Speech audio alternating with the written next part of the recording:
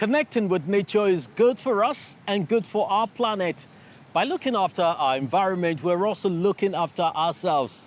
Sometimes we should just let nature run its course, but sometimes we need to take action to restore balance. Then we must be careful not to do more harm than good. Welcome to a new edition of Eco Africa. I'm Chris Alems in Lagos, Nigeria, and over in Lusaka, Zambia is my co-host Malama Mukonde. Thank you, Chris, and hi to everyone from me too. Let's take a look at what's coming up today. Why the gold rush in Ghana is far from shiny and bright. How a social media campaign is driving a clean-up campaign in Senegal. And how architects and urban planners in Ivory Coast are making buildings more energy efficient.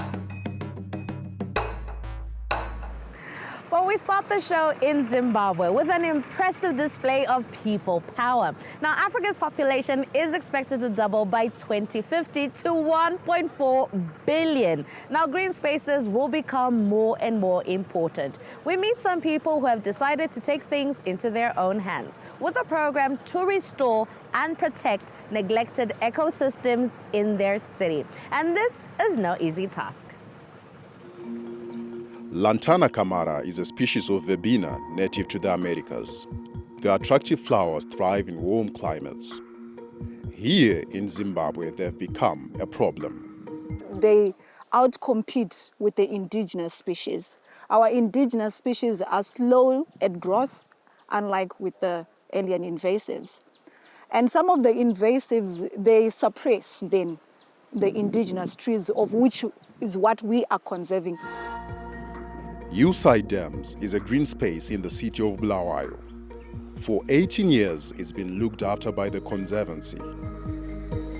Together with her team and a few volunteers, Bernadette Mupinda walks through the park twice a week, uprooting invasive plants. The park supports over 100 indigenous plants. If they disappear, other wildlife would also suffer.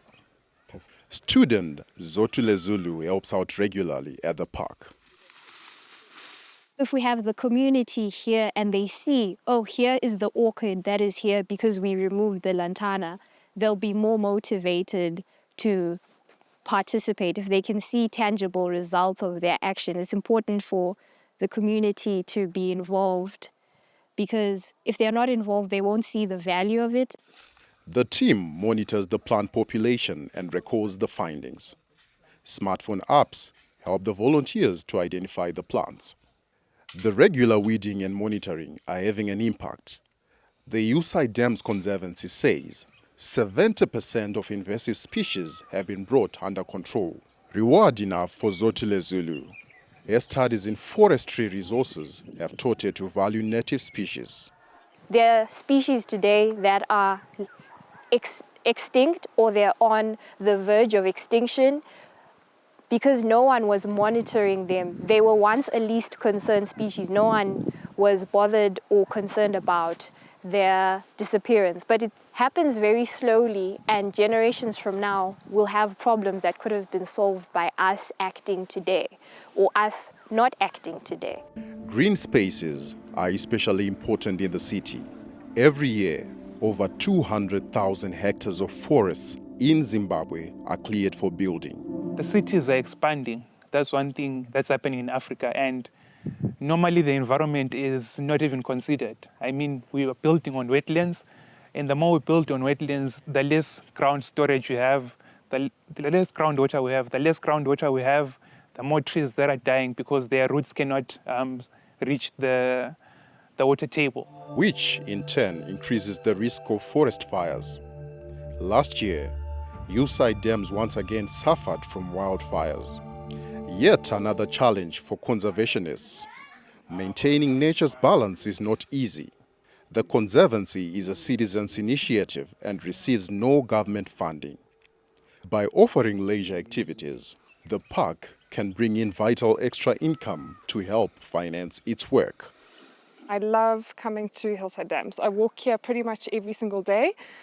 So it gives me an amazing opportunity to exercise, stay healthy and keep fit. And I really appreciate all the work that's being done here, especially the fact that the environment's really clean. Even with visitor-generated income, the Conservancy struggles to cover its costs. The HDC Recreational Park plays a very pivotal role in the financing of our conservation initiatives. However, it only pays for about 30 to 40% of our initiatives, and we look to donor funding, we look to partners with other stakeholders in the environmental industry. Despite the financial challenges, the Conservancy is a success story. Around 200 bird species have been seen in the park, for example. Another good sign, it wasn't always that way. At this time of the year, we expect the songbirds, the small ones like the red bishop, to be flying around in their breeding plumage. But the moment you start to see those disappearing, you don't see those species, that means we don't have enough grasses with the seeds that they'll feed on. So it spells out an environmental hazard or something wrong with the ecosystem or environment.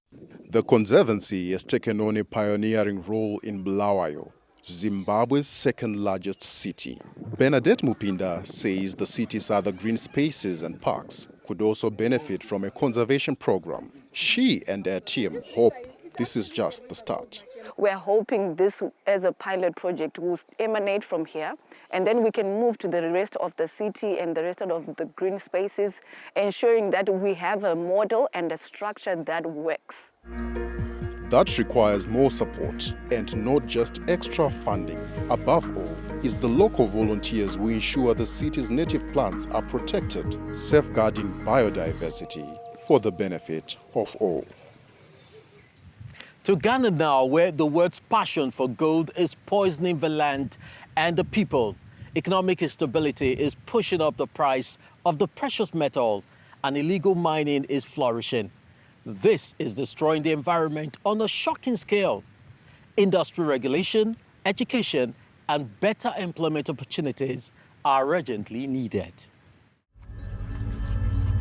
An illegal quest for treasure. Artisanal mining in Ghana's western region.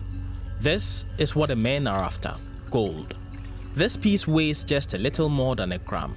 It's currently worth around 100 euros. A new gold rush has been underway here for some years.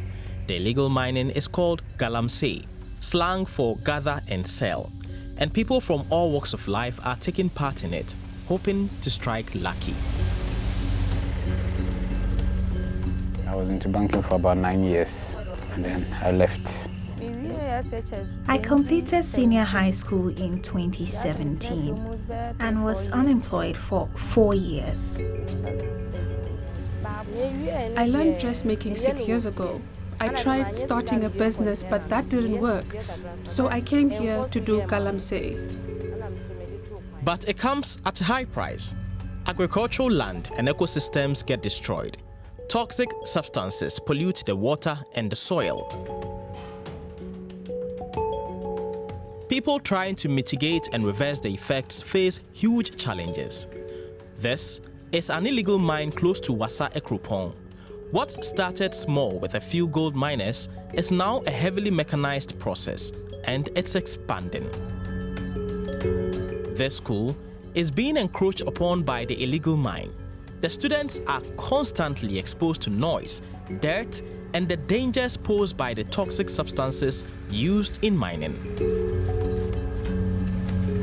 One invisible danger can have serious long-term effects: mercury. The liquid heavy metal is used to separate the gold particles hidden in the sludge. So this mercury residue goes into the land. And right now, the mercury substance in the land is way too much.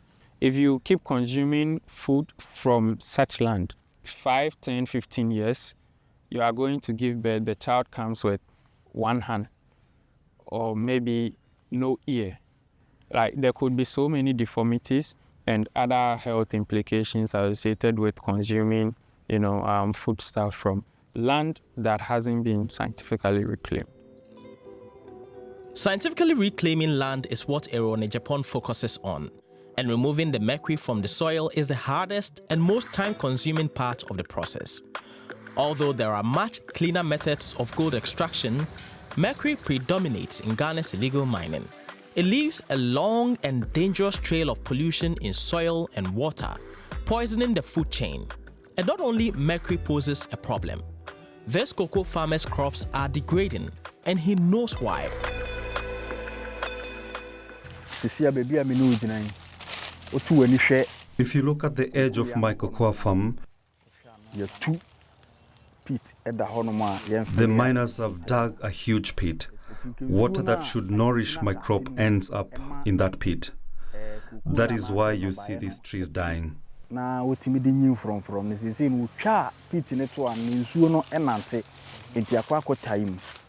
One of Ghana's main exports, cocoa, provides a sustainable source of income. Gold is limited, but yields high profits in the short term. Farmers are often forced to sell their land for mining and face threats if they are unwilling. Miners also often want to return to reclaimed land. Japan and his team try to fend them off. When we come to reclaim a degraded land, we sit down, we have a conversation, and then we go into an agreement. Once we reclaim the land, it cannot be used for galamsey activities for the next 70 years. That is the agreement that we have with you, we have with the stakeholders before we attempt to reclaim. But reaching an agreement is not always easy. Since 2022, the government has also been trying to reclaim land that's been mined, but has been struggling to keep up with the ongoing destruction. There's now growing public debate around galamsey, and experts agree that more action is needed. Didier Osei from the University of Ghana says most miners don't know about the negative impact of what they do. The government doesn't do any form of training. If the miners are fortunate enough, they can have maybe an NGO come there to sensitize them about the effects or the health hazards associated with their work. Besides that, government leaves them and they do their own thing. Ghana's natural gold reserves will last for years to come. Licensed miners, both large and small scale, make up a significant part of the country's economic output. But uncontrolled mining and bad practices such as the use of mercury pose a major threat to people, nature, and agriculture. To maintain food security, cocoa exports, and to preserve the environment, the gold mining sector needs to be better regulated for the sake of future generations.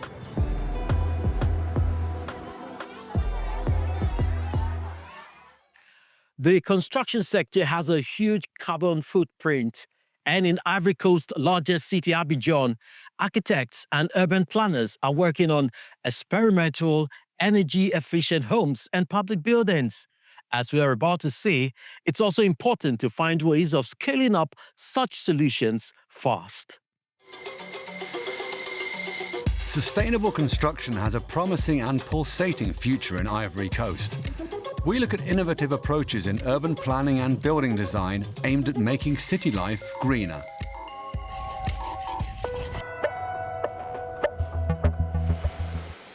An eco-construction project taking shape in Abidjan, the vision of this man. Here in Abata, on the outskirts of the city, architect Issa Diabate is redeveloping this 3-hectare area with apartments built with a smaller carbon footprint. That meant planning to incorporate a range of environmental features, such as natural cooling instead of air conditioning. As it's open here and then open there, you can feel the airflow. So we know it's hot outside, but inside here it's not as hot, and we can feel that there's a difference of 2 to 3 degrees. Built 4 meters above ground due to the threat of rising sea levels and flooding, the district will feature shared green spaces, irrigated by rainwater harvested on site. Plus, a selection of stores will cut back on traffic. Sustainability is a priority for the architects. This explains the focus on apartments, compared to houses that consume a lot of resources for a small number of residents. If we continue in this direction, the phenomenon will become more pronounced. So I think it's time to start thinking about the city in a different way, especially now that we know how we could create a well-thought-out city. The site would have had enough space for around 50 detached houses. Instead, it will soon be home to 36 townhouse apartments and 190 regular flats. Although they do cost an average of 200,000 euros. It's a far cry from the 1980s, when the government built a number of new neighborhoods in Abidjan, with small residential units and stores. But that changed when the construction sector was privatized and urban planning joined the free market. A key element of sustainable building is, of course, the materials. One company has upgraded the traditional brick to create a highly robust mixture of red earth, sand, water, and a little cement. Before, we had either concrete or had to press soil by hand. Today there's BTCS, a stabilized compressed earth block which is pressed by a hydraulic machine. The difference is in strength. Geoconcrete is not as resistant as BTCS. The bricks will bake in the sun for 7 days before they can be used for construction. On site, they interlock like self-locking panels. They're then puttied to reduce the gaps, the only time mortar is used. It's a fast technique that also provides better insulation. Cement sucks in ultraviolet rays and sends them back into the rooms. But the clay and laterite that make up BTCS block the rays, so the heat outside can't get in and it stays cooler inside. There is still one challenge: training. Most workers have to acquire the requisite expertise on the job, as it's quite new. The general supervisor picked up the technique not during his studies, but on building sites. When I discovered this material, I honestly didn't believe in it. But when I came to see for myself, to see the methodology, to see the practice they used to assemble this block, which is truly a jewel, it was really extraordinary, seeing that a building could be erected right up to the finish without cement.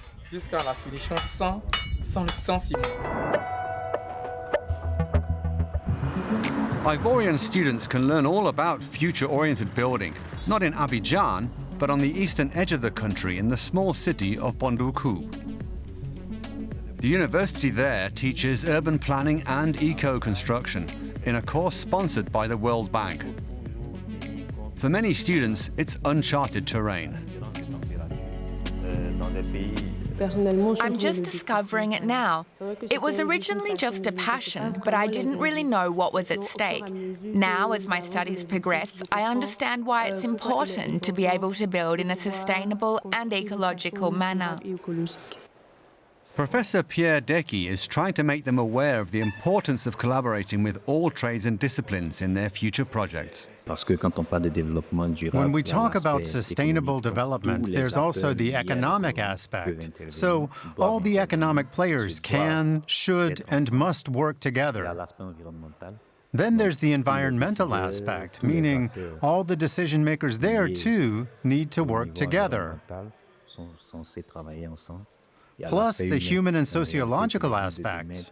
For the cities of tomorrow, all the disciplines have to try to work not independently on their own, but in a complementary way.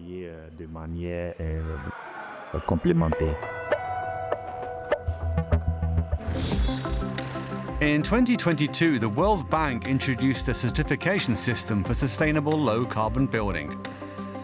The EDGE label is awarded to contractors that meet a series of criteria, such as minimizing wall thickness and use of building materials, while maximizing the availability of natural light and efficient insulation, with all features being checked during construction. Those who receive approval can apply for green building investment for funding. From planning to certification and completion, a range of proactive initiatives that are together paving a path forward for sustainable urban planning in Abidjan. A lot of us love our cell phones and spend hours on social media. So how about using that to benefit the environment? That's the idea behind an initiative in Senegal that's inspiring people to clean up their neighborhoods and make them a nicer place to live. So when it comes to waste management, Senegal is ahead of many countries in the region, but there's still room for improvement and residents are rising to the challenge. This residential area in Rufisque, just east of Dakar in Senegal, has become famous. Diokulne Dioren is one of the cleanest neighborhoods in the country. It's been awarded runner-up in a nationwide contest, carried out online and in social networks. Oumar Diop and his neighbors have worked hard to give their streets and alleys a facelift. We didn't think we would win this award. It's first and foremost a community effort. But it really motivates the residents. People now call me from all over surrounding neighborhoods to get plants and make their living environment better too. Word has spread fast about the cleanup competition. In Thiès, community activist Sheikh Tidiane Fall has been reaching out and encouraging residents to revamp their neighborhoods. In many places, he sees potential for more growth and more greenery. The nature lover must know. On his terrace in the Lamy neighborhood of Thiès, around 60 kilometers west of Dakar, he watches over the prize-winning fruits of his labor. He too, in a team effort with his neighbors, has given the area a proper makeover, which won the award for the cleanest neighborhood in Senegal. We went to nurseries and 3 farms to buy plants. We bought 150 plants, and with the help of a gardener, we planted them. Once the work was done, passers-by were amazed by the change and began taking photos, and TikTokers shared their videos on social media. In the run-up to the competition, locals not only placed greenery and planters, they also repainted house fronts and improved waste management. The residents are happy with the results and want to keep it like that. We do our best to keep the streets clean and take care of the flowers. But this is not enough. We're committed to maintaining a good quality of life and a clean environment in our neighborhood.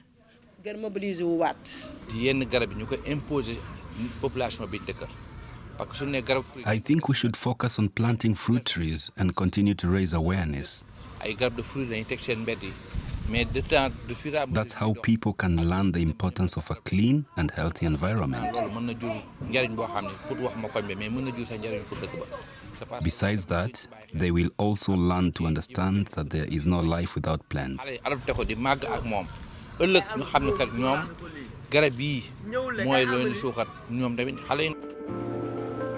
The changes have had a positive impact on the residents' quality of life and mental well-being, which the deputy mayor of Thiès has also noticed. He's proud of the impact that the competition has had on several areas across the city. It was during the preparations for the final that the neighborhoods were spruced up, but in many cases there was no real follow-up. In the Lamy neighborhood, however, it is the consistency and originality of the idea that really stands out. I pass through there on my way to work. Every morning it makes me very happy because they painted the whole street, all the houses with the same color. The street and the pavements are really pretty. It's extraordinary. Thousands of people across the country took part in the cleanup competition, and also in the second cleanest neighborhood in Rufisque, residents welcome the results and are thinking about the next steps. It feels really good to stay here until the evening, to breathe a good air. But unfortunately, there are vehicles that drive down the street. Without cars, it will be even better.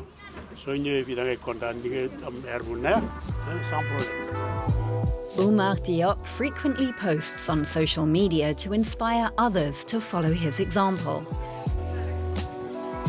He's determined to keep his neighborhood clean and beautiful and win more awards in the future. That's it for today. Has something inspired you? Let us know. We love hearing from you. You can write to us at eco@dw.com. You can also find more inspiring stories about sustainability on our continent and beyond by searching for Eco Africa online. I'm Chris Lems in Lagos, Nigeria, and it's goodbye from me. And goodbye from me too. I'm Malama Mukonde in Lusaka, Zambia. It's been a pleasure. Thanks for watching. We hope you will join us again next week. Goodbye.